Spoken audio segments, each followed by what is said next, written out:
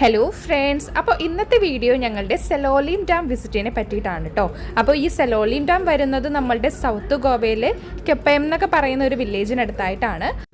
അപ്പോൾ നല്ല മഴയുള്ള ടൈമിലാണ് കേട്ടോ ഞങ്ങൾ വന്നത്. കുറേ നേരം കാറിൽ വെയിറ്റ് ചെയ്യായിരുന്നു. ഈ ഒരു കാലാവസ്ഥയിൽ വന്നതുകൊണ്ട് തന്നെ നല്ല ഭംഗിയായിരുന്നു കേട്ടോ ആ ഡാമും പരിസരമൊക്കെ കാണാനായിട്ട്. മഴക്കാലത്താണ് ഇവിടെ വരേണ്ടത്. കണ്ടോ, ഈ ഡാമിൻ്റെ പ്രത്യേകത തന്നെ ഇതിൻ്റെ ഈ ഷേപ്പാണ്. അപ്പോൾ എല്ലാവരും മൺസൂൺ ടൈമിൽ ഈ ഗോവയിൽ വരുന്ന ആളുകൾ ഈ സെലോലിം ഡാം മിസ്സാക്കണ്ട കേട്ടോ. അപ്പോൾ ഇതിൻ്റെ ലോങ് വീഡിയോ ഞങ്ങൾ യൂട്യൂബ് ചാനൽ ഇട്ടിട്ടുണ്ട്, എല്ലാവരും പോയി കാണണേ. നല്ല രസമാണ് കേട്ടോ ഇവിടെ വന്നിട്ട്. എന്താ പറയുക, ആ ഒരു മഴക്കാരും ചെറുതായിട്ട് ചാറ്റൽ മഴയൊക്കെ ഉണ്ട്. അതിനിടയിൽ ഇവിടുത്തെ ഡാമും, ഞാൻ ഫസ്റ്റ് ടൈമാണ് ഈ ഡാം കാണുന്നത്. സൂപ്പറാണ് കേട്ടോ.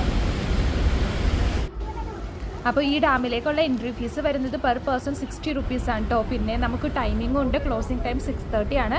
അപ്പോൾ 9 to 6:30 നമുക്ക് വരാവുന്നതാണ്. ഈ ആൻറ്റിയുടെ കടയിലാണ് കേട്ടോ ഞങ്ങൾ ചായ കുടിക്കാൻ വേണ്ടി പോകുന്നത്.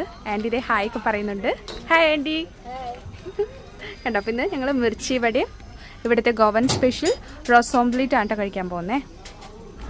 അപ്പോൾ നമ്മൾ ഡാമിൽ നിന്ന് ഇറങ്ങിയിട്ട് ഇത് റോഡ് സൈഡിൽ കണ്ട ഒരു ചായക്കടയിൽ കയറിയേക്കാണ് കേട്ടോ. നല്ല ചൂട് ചായയും പിന്നെ ഇവിടുത്തെ സ്പെഷ്യൽ നമ്മുടെ റോസ് ഓംപ്ലേറ്റും പിന്നെ ഉള്ളിവടയും, അതായത് നമ്മുടെ കാന്ത ബജി ഉള്ളിവട, അതാണ് നാട്ടിൽ പറയുന്നത്. പിന്നെ മുളക് ബജിയൊക്കെ കഴിച്ചു കേട്ടോ. നല്ല ചൂടോട് കൂടി കഴിക്കാൻ നല്ല ടേസ്റ്റ് ആയിരുന്നു കേട്ടോ.